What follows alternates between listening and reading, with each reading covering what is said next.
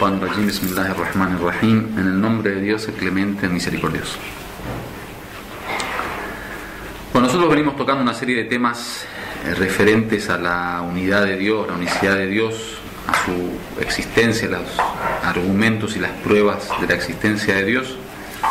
Y en una de nuestras charlas estuvimos dialogando acerca de la cuestión de cómo los místicos en la cosmovisión mística ven a la existencia y a Dios en general. En aquel día hablamos de que hay un concepto en la cosmovisión mística que es el concepto de unicidad del ser, en donde dijimos que el místico cree que en el mundo de la existencia solo existe un ser.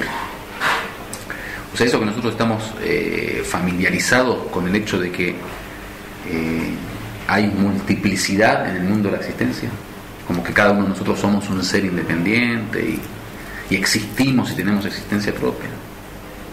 Eso el místico lo ve como un sueño, como algo irreal. Dice, lo único que existe es el haq, o sea, la verdad, es decir, Dios, la realidad suprema. Y fuera de Dios no existe nada. ¿Cuál es el argumento que habíamos dado aquel día? Que dicen ellos sobre la unidad de la existencia. Cuando el argumento de todas las ciencias, la filosofía y la religión es que existen muchos seres. Y los seres son múltiples. El argumento que ellos dicen es este. Dice, ¿Dios es limitado o ilimitado? Lo pregunto. ¿Ilimitado? De eso estamos seguros. Dios es ilimitado. Que Dios sea ilimitado significa que Dios existe de forma tal que nada lo limita. Es decir, que en un mundo de existencia lo único que puede existir es Dios, y fuera de él nada puede existir. ¿Por qué? Porque no tiene límites, y cualquier existencia fuera de Dios sería el límite de Dios.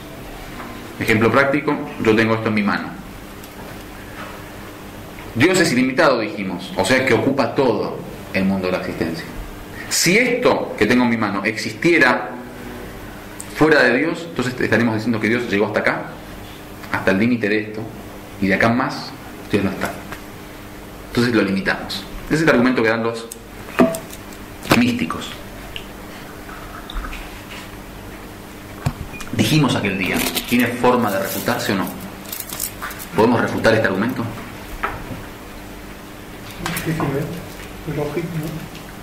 ¿Cómo se refuta este argumento?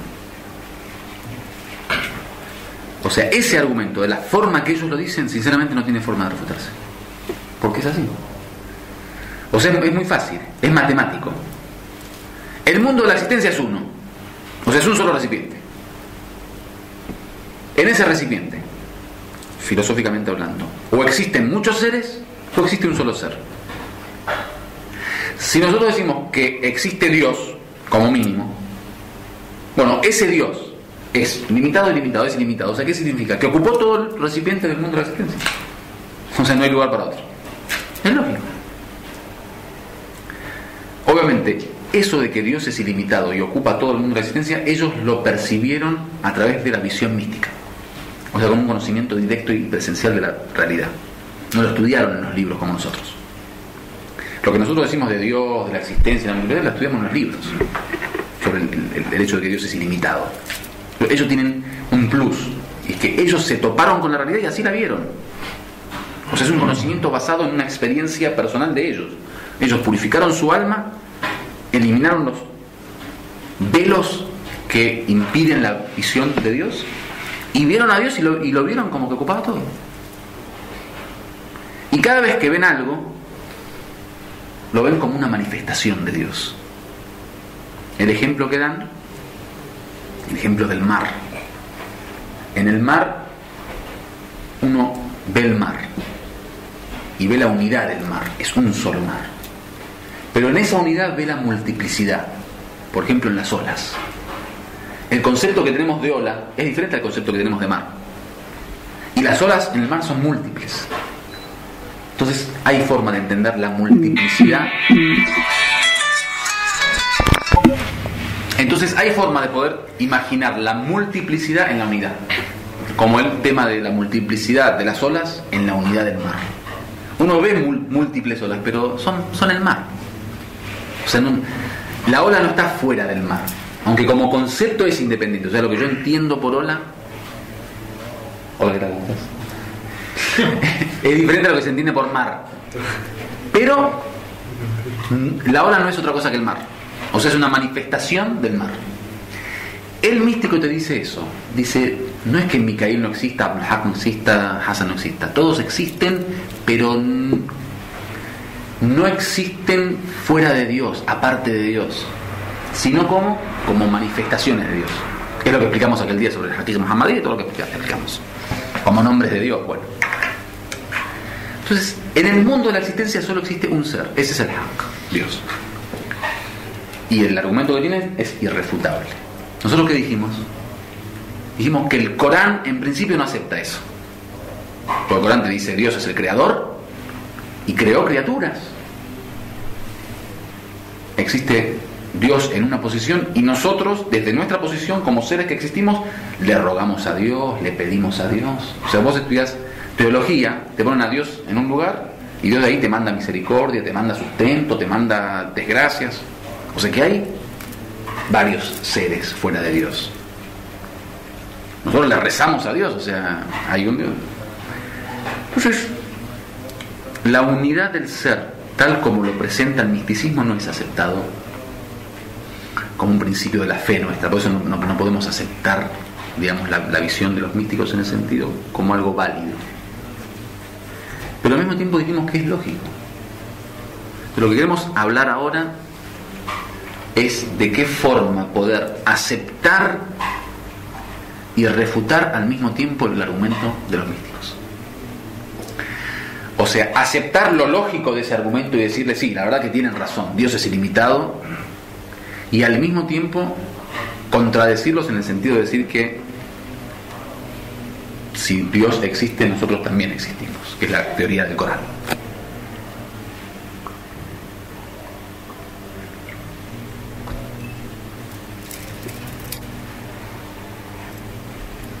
Antes de entrar directamente al argumento hay que comprender una cuestión que es fundamental y eso nos soluciona un montón de cuestiones a nivel místico. Y es la distinción entre el mundo de la existencia y el mundo de la percepción del hombre. O sea, la distinción o la diferencia entre la realidad en sí, lo que es, lo que existe en sí, y lo que el ser humano puede percibir con su capacidad de humano. O sea, este teléfono es una realidad. Está, existe, es. Y está en el mundo de la existencia. Ahora vengo yo como ser humano y me topo al teléfono, me encuentro con el teléfono y lo percibo. Ahora, no siempre lo que yo perciba es 100% conforme a la realidad. ¿Sí? Muchas veces la percepción del hombre está involucrada en ella ciertos fenómenos que no siempre lo que yo percibo o lo que tengo como información es la realidad tal cual es. Entonces nuestro argumento tiene que ver con esto, que lo que el místico ve en el mundo de la existencia, en su percepción, es tal cual lo dice. El místico no ve más que a Dios. O sea, el místico cuando se encuentra con la realidad, lo único que ve es Dios. Entonces tiene razón en decir, no hay más ser que Dios. Pero decimos, eso es simplemente la forma en que lo ve el místico, no la realidad. En la realidad está Dios y está la multiplicidad. Pero al mismo tiempo dijimos que la forma en que uno a simple vista quiere arreglar este argumento sería limitarlo a Dios, porque ellos tienen razón al decir que si esto existe frente a Dios, aparte de Dios, limitamos a Dios. Eso es cierto. Entonces la solución ¿dónde está? La solución no está ni en la visión de la ontología, que es una rama de la filosofía tradicional, en donde dice, bueno, este vaso existe tanto como Dios. O sea, esto es un ser, y Dios es otro ser. Pero bueno, Dios es un ser necesario, lo llaman los filósofos, y Él es un ser contingente. Un tema filosófico. La solución está en la filosofía que llaman la teosofía trascendental, al Hikma al-Muta'alia, que es la escuela de Mullah Sadra, de la cual hablamos en algún momento y dijimos que nosotros somos seguidores de él. Mullah Sadra, ¿qué dice? Mullah Sadra hace una revolución en la ontología en la ontología, digamos, que es la relación entre la causa y efecto. Explica de una manera la causa y efecto que contradice a todos los filósofos anteriores a él y da una respuesta clara a este argumento. La causa y efecto saben lo que es, no voy a entrar en detalles porque es algo que conocen. Lo que decían los filósofos tradicionalmente con respecto a la definición del efecto es que el efecto antes de existir, el efecto para existir necesita de la causa, ¿no? Sin causa no hay efecto. El efecto antes de existir es como que está en un estado de espera, ¿sí? Como algo colgado que está esperando que vengan y le des un empujón para caer. Eso está en un estado de espera, o sea, un 50% y un 50%. Viene la causa, lo empuja hacia el mundo de la existencia. O sea, había causa y había efecto en estado de espera, latente, en un limbo, latente, y la causa completó ese 50% con su existencia. Entonces es como que esa visión ontológica de la causa y efecto es como que le da cierta independencia al efecto, como diciendo, bueno, el efecto es, pero es un es, digamos, débil, que necesita de un ser como la causa para transformarse en un ser. Y después trata el efecto como un ser independiente, ¿no? Que de alguna manera ya tiene existencia como ser existente. Lo único que dice que es contingente, o sea, la existencia no le pertenece 100%, sino que le fue dada. Mullah Sadra, ¿qué dice? Dice, no, el tema no es así. Yo no puedo considerar que entre causa y efecto, que son dos seres independientes, hay un hilo que los une. Que esa es la idea que tienen los filósofos. Decían, acá está la causa, en el otro polo está el efecto, y entre ellos hay una unión, que es la causalidad. O sea, la necesidad del efecto, de la causa, y la posibilidad que tiene la causa de crear. Mullah Sadra dice, no, el efecto es pura dependencia. ¿Qué es pura dependencia? ¿No teníamos la causa acá, en un lado, el efecto en otro lado, y entre ellos una relación de dependencia? Mullah Sadra dice, no, el efecto es toda dependencia. O sea, el efecto es una manifestación de la causa. No hay causa por un lado, efecto por un lado y relación entre ellos. No. Lo único que hay es causa.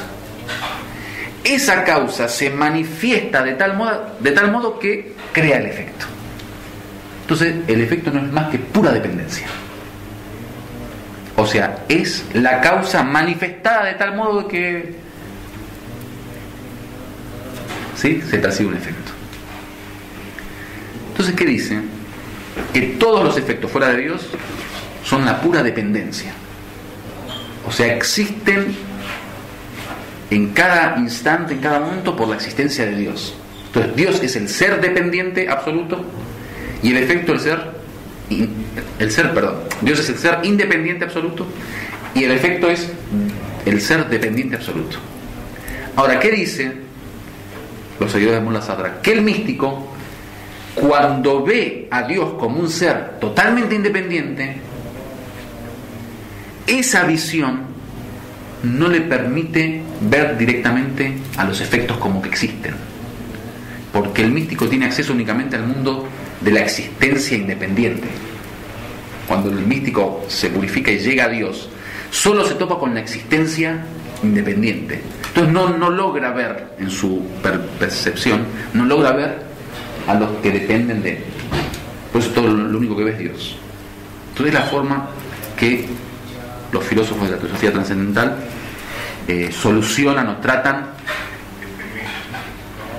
este tema, que lo que existe como un ser dependiente, el místico lo ve directamente como algo que no existe. O sea, no le da un grado de existencia ni siquiera. Nosotros decimos que sí, en realidad, si bien el místico no miente, porque es lo que ve, el tema es un tema de percepción. O sea, es lo que el místico puede percibir, pero no es la realidad. En la realidad existe Dios como ser independiente y existimos todos como dependientes. Es un poco el punto medio entre los extremos de darle una existencia muy poderosa a los seres contingentes como nosotros y el erradicar de raíz la existencia de los seres, de la multiplicidad. Entonces que este tipo de temas a las 3:30 de la mañana, la verdad que no, pero igualmente dijimos que vamos a ocuparnos en la noche de buscar el conocimiento, para eso estamos en Sofá. Pero bueno, si Dios quiere, quizás si podemos profundizar un poquito más en alguna otra ocasión, vamos a profundizar.